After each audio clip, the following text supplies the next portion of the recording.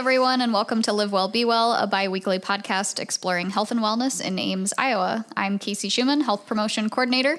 And I'm Bailey Dingfield, Health Promotion Intern. Today, we're really excited to have Krista Hammer as our guest. Krista is the HR officer in charge of employee benefits here at the City of Ames. Krista, thanks for joining us today. My pleasure. I've always wanted to do this, and this is my first opportunity, so thank you for the invite. Yeah, you're welcome. Can you tell us a little bit about your job here at the City of Ames? What exactly are your job duties, and what does your day-to-day look like? Sure. Well, day-to-day is going to be a little struggle because it varies depending on the day of the week and the time of the year. But typically, I'm an HR officer here with the city, obviously in the HR office with you folks, maybe not obvious for those that are listening.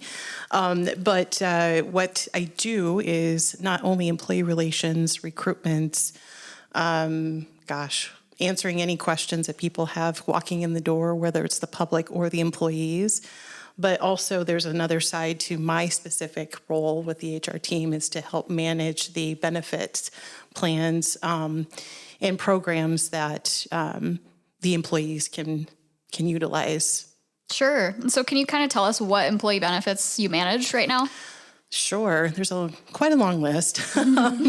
Not only is it the health and you do the wellness, but I do the kind of the health plans, which is medical, dental, vision insurance particularly. We do have life and accidental death and dismemberment benefits that we manage the vendor for. We also have retirement plans that are offered for the employees, as well as an employee assistance program. So tell us a little bit about how you got into HR work and handling employee benefits. Well, that's a long story, Bailey. I don't know if we've got time for everything, but back in the 1900s, late 1990s, is when I actually got into human resources. I became kind of sort of an intern, but not really, because it was a permanent position with hospitality at a hotel down in Des Moines, Iowa. And I was under a great mentor who was the director of human resources, who then became the director of the franchising company that I was basically working for. And I took a long route to go out to the East Coast with that company, worked for Marriott, Disney, Hyatt, and then came back to Iowa and was trying to find a position. So I landed a temporary role with the City of Ames that became a regular role. So that's kind of a roundabout way that I got into human resources, and those were all human resources positions. Yeah. And at what point in those roles did you start handling benefits? Oh, good question. There was always a side part to my position of helping people with benefits and enrollment in benefits. But managing the relationship with vendors actually started here at the City of Ames. Gotcha. And what do you like most about managing employee benefits? I like the reason I got into human resources, period, was to help people either decide what they wanted to do with their career or just to help them in general as they had their career with the company I was working for. So that's the glory of being able to manage the benefits for your employees, is to help them through many phases of what they need assistance for. Yeah, I'm sure that changes a lot, based on when someone's a younger employee just starting out and then kind of as they're starting to creep toward retirement. I'm sure it changes a lot. Yep, absolutely. Yep. And then what, if anything, do you dislike about managing employee benefits? It's the relationships with the vendors. Gotcha. And it's not that I totally dislike it, because it's a great challenge and it, exercises your ability to communicate and clearly set expectations. But at the same time, holding them accountable to our expectations is a whole nother ballgame inside to the work that I do specifically. Mm-hmm. Yeah. How would you say that employee benefits and kind of that whole world has changed over the years, for better or for worse? Yeah, it's definitely changed a lot in the last couple of years, specifically with cost of services and drugs in particular. But I've seen where there was we have an HMO program that it used to be probably about 10, 15 years ago, where it was a traditional HMO where you would have to go to your primary care physician, be recommended to a specialist, and then they would decide on some further care if you needed, something for a specialty. We do have an HMO product currently with our plans, but that's not the traditional method that our vendor usually allows under that plan. So that's one of the major shifts from, considering a traditional HMO to kind of almost a PPO, but the HMO product has a narrower network, if you will. So that's been a shift. Let's see, what else could I tell you? Besides costs, it's managing the cost is another thing that has shifted over time because things are skyrocketing, as we all know, in the last couple of years. And the government's tried to step in a little bit statewide and federally to try to help with those costs, specifically over GLP-1s and how they're so beneficial but yet so expensive for the nation, if you will. And it seems like if you do any research on why they're so expensive in the U.S., we basically pay for all the commercialing for brand name GLP-1s. And so other countries are benefiting from that. And that's, it's just the burden of the cost that we have here in the U.S.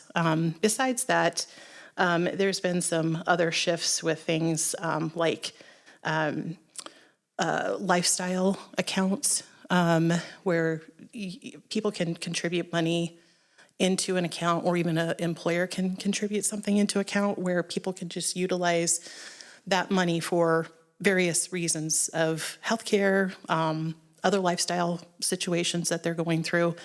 And we don't have that benefit, but these are all things that we've actually been working with our Director of Human Resources to see if there's something new that we could help even our employees here. Nothing's official yet, but it's kind of almost a challenge with managing the cost, but at the same time trying to be creative and provide benefits to help others that are on our plans to minimize costs for themselves as well. Right. And not only that, but you also want to be able to, recruit and attract employees. And so benefits is a really good way to do that. If you make really attractive, well-rounded benefits, then people want to come work here. Right. Yep, absolutely. What do you think is most confusing for people when it comes to navigating their benefits? I think the most confusing part is who is actually in charge of their benefits, and that's the employee. We can help as much as we can to try to help them navigate through questions, challenges of how things are being processed for them, but HR can't make those decisions for the individual. So I think the ownership and the accountability for themselves, not only for their health and utilizing their benefits to help them with their health, but also that they have the ability or the responsibility to make decisions for themselves under their benefits.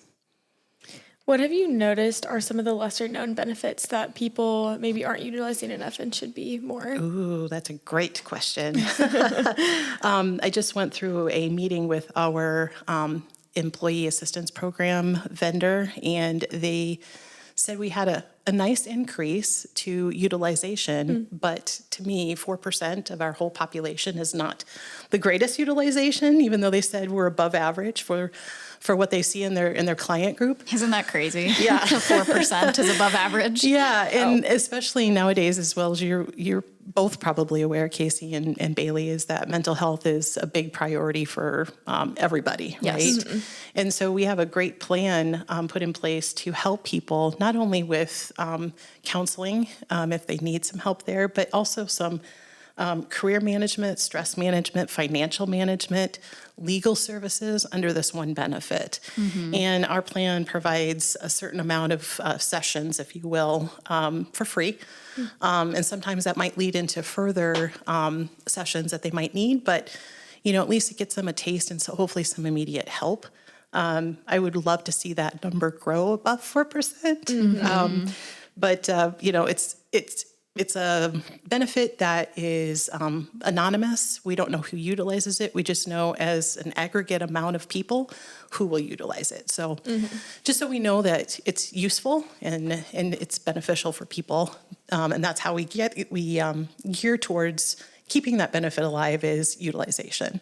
Right. And I think that's something that is just a really big misconception about the EAP program, is that it's only for mental health issues, which of course it can be used for that. But you mentioned legal benefit, financial wellness benefit. So there's lots of other pieces to that EAP that people just might not even realize. Yeah. And another thing that people may not also realize is anybody who lives in their household. They don't have to even be a relative. Anybody who lives in their household, because they're an employee of the city, can utilize this benefit. Right. What are some common misconceptions that people have when it comes to benefits? So maybe an example that that I know we've heard in our office is, I don't need to check what benefits I have. I'll just re-enroll in the same stuff I've always had. So what are some misconceptions that you've heard? Yeah. A lot of people may not want to read about their benefits, but I urge everybody to at least take a good afternoon or a couple hours of their days off to just sit down and absorb what is being offered to them. And if they have questions, write down the questions and then make an appointment with their human resources department, because that's going to be the best way to approach what they may be looking for. And they need to educate themselves. And it might not even be resources that we have available. They could find other resources online or through our current vendors that we might not be aware of, because we are basically just almost sometimes touching the crust of what our vendors provide. And we've learned from other employees what they find sometimes.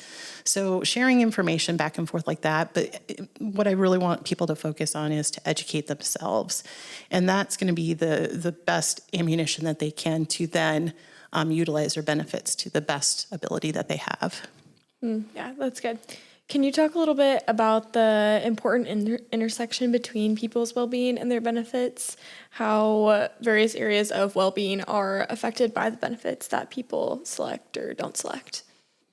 So to probably best help answer that question, and you tell me if it's what you were intending, is I'm thinking mostly of the medical and dental and vision benefits, because there are certain networks of providers that are included with the plans that we choose, right?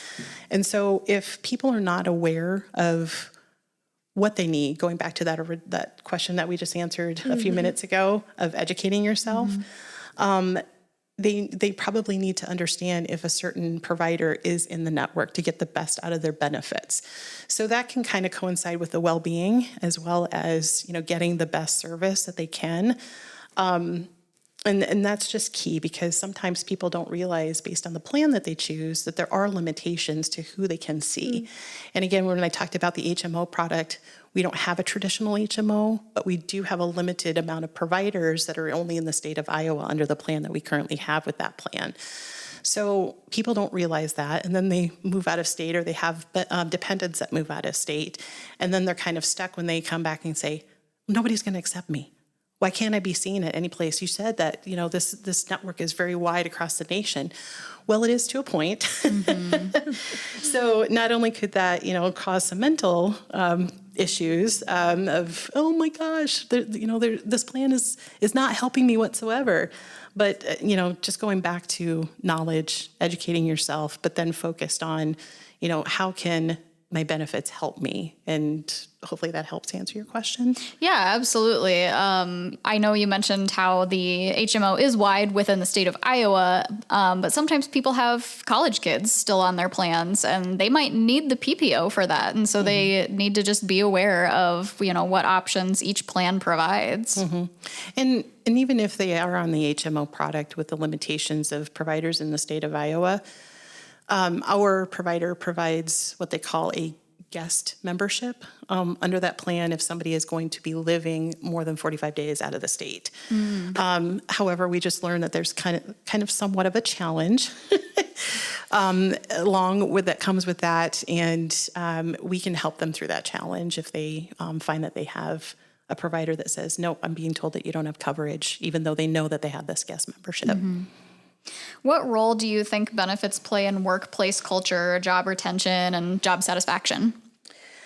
It can play a big part. I'm not going to lie, it's probably not as big as what we think it is, but it is a great recruitment tool, if you will, because people are comparing based on who provides what's the cost.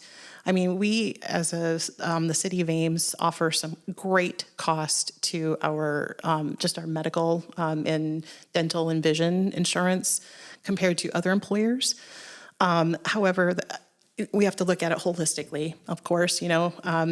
People are really prone to, especially coming out of COVID. I hate to always go back to COVID 5 years ago, but it's still kind of reality where people are looking to be able to work from wherever. And, unfortunately, as a public employer, we can't offer that. So, there's a pick and choose there, but we try to highlight the benefits that we do offer, the costs that's associated with it that could be lower, and then trying to have fair wages as well. So it's not just benefits alone, but it is a good piece of what people are actually evaluating when they're looking for a new job. So open enrollment for the City of Ames will be coming up soon, starting on May 4th. If city employees have questions about their benefits or other things, where can they find answers to those? Oh, Bailey, I'm so glad that you are coming around during open enrollment season with us. Yeah, it is coming quickly. And I'm currently working on all the documentation. But we have a great website called the HR Extranet that people can log into. Not only if they have a city email address, they can still access it.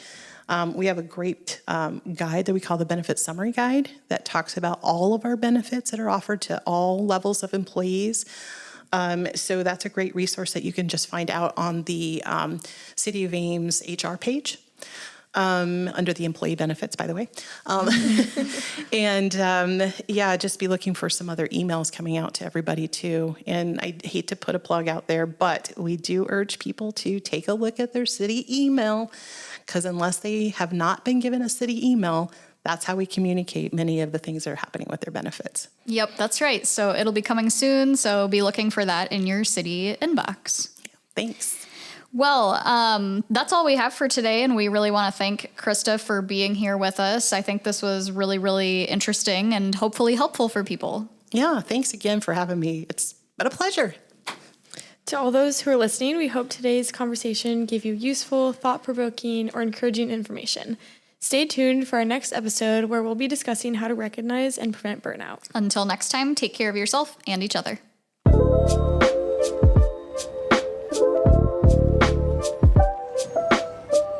Live Well, Be Well is a City of Ames podcast.